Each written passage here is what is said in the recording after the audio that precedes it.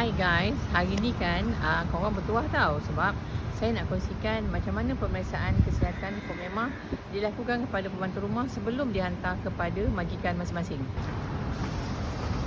Agensi kami memang sudah mempunyai kerjasama yang baik dengan klinik Al-Azim ni, dan setiap kali kita ada pembantu rumah yang masuk, kami akan mendaftar dengan klinik ini. Pemeriksaan FOMEMA atau kesihatan ini wajib dilakukan sebelum PLKS atau permit kerja dikeluarkan kepada pembantu rumah.